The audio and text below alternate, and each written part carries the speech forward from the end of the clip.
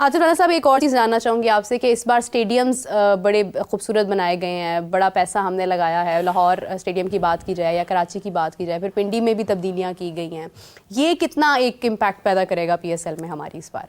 देखिए, मैं समझता हूँ कि ऑब्वियसली अल्टीमेटली ये जो लीग है, ये पीसीबी की भी ज़रूर है, प्लेयर्स की भी है, फ्रेंचाइज ओनर्स की भी है, लेकिन जो सबसे इम्पॉर्टेंट जो उसका कंपोनेंट है वो है फैंस। तो फ़ैन का एक्सपीरियंस बढ़ाने के लिए मैं समझता हूँ कि बड़ा सही जो है वो कदम उठाया चेयरमैन साहब ने। और ये दो चेयरमैन साहब ने बहुत अच्छी एक काम, एक तो ऑब्वियसली ये सलमान नसीर को एलिवेट करके पीएसएल का डेडिकेट करना, हाँ। और उसके साथ साथ ये जो आपके स्टेडियम्स हैं इनकी अपग्रेडेशन। आप यकीन माने कि 25,000 की कैपेसिटी थी, if I am not wrong, इसकी कदाफी स्टेडियम की। 5 लाख लोग डिस्टर्ब होते थे। और आप पहले लोग हम मुझे इससे इस बात पे लड़ाई करते थे कि यार आप जीतते नहीं हो मैच, हार जाते हो। अब यकीन माने पिछले 4 सीज़न से सिर्फ एक लड़ाई है कि टिकट नहीं है।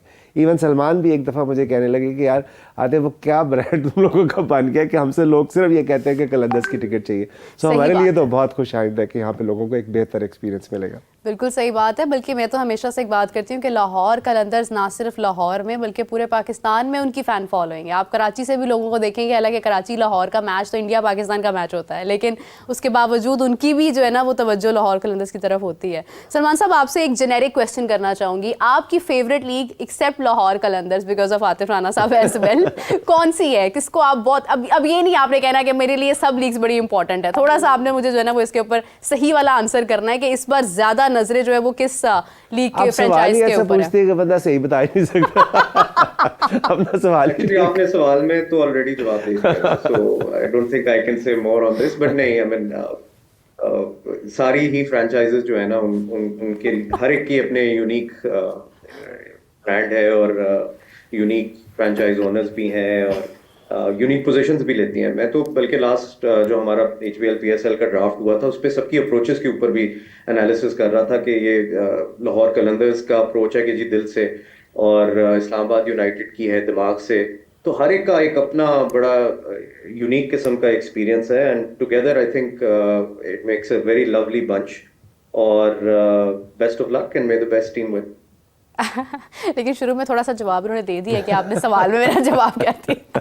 अच्छा सलमान साहब, एक और चीज़ है कि इंटरनेशनल प्लेयर्स को इस बार जहां पर आईपीएल भी हो रही है लाना डेफिनेटली डिफिकल्ट होगा। एक अगर हम देखें, डेविड वार्नर ने स्टेटमेंट दी कि पीएसएल, अगर आपने क्रिकेट को बेहतर अंदाज में सीखना है तो आप पीएसएल में खेल सकते हैं, आईपीएल में you can gain money, and BBL की भी बात की उन्होंने। लेकिन कितनी एफर्ट हमें करनी पड़ी खिलाड़ियों को लाने में इस बार और उनको कन्विंस करने में, या हमने वेट किया कि आईपीएल पहले पिक कर ले फिर हम उनको आगे अपने साथ एंगेज करें, या we just made their minds before IPL auction?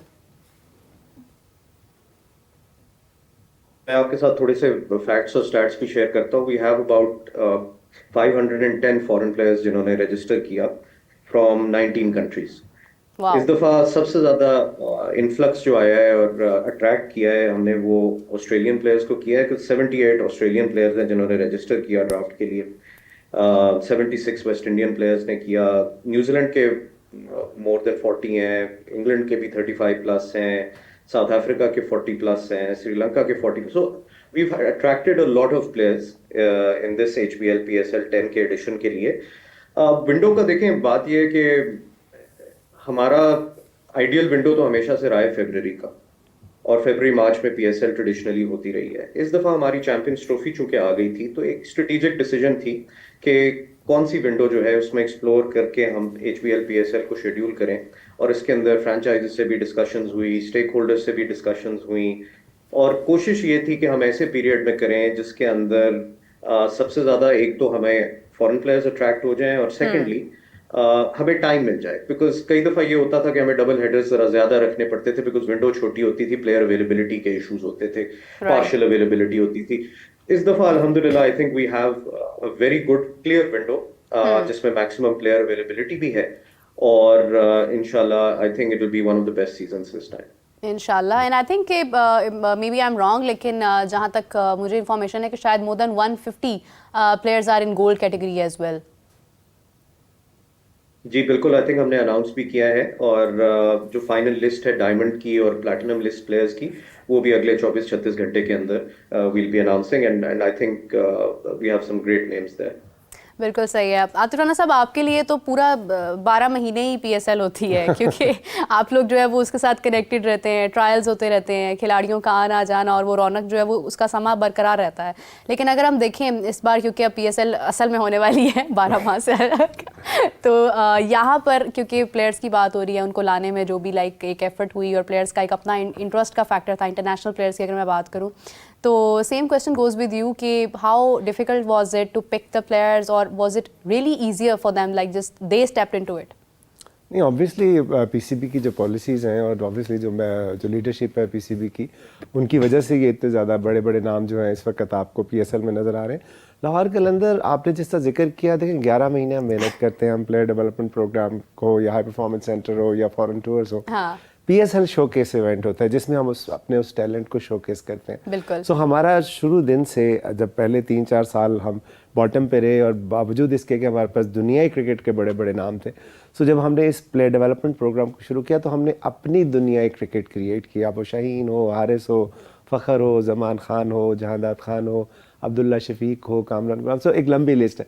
सो अब हमारी वो जो फैमिली है ना, वो फैमिली एक कलेक्टिव विजडम के तौर पे चुनती है कि कौन सा जो ब्रांड ऑफ प्लेयर जो है वो हमारी टीम को सूट करता है।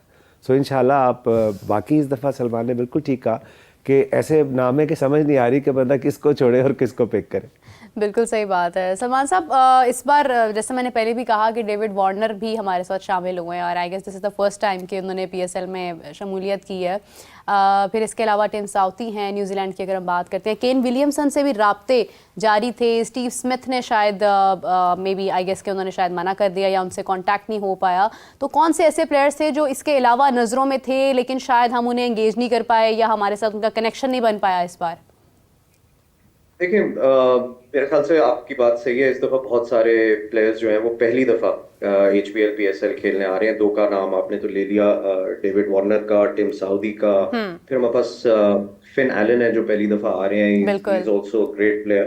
मैथ्यू शॉर्ट हैं, शॉन एबर्ट हैं, Daryl Mitchell. I mean there is a long list of players जो पहली दफा आ रहे हैं एंड होपफुली वो ऐड करेंगे फ्लेवर अपना इस एचबीएल पीएसएल के अंदर।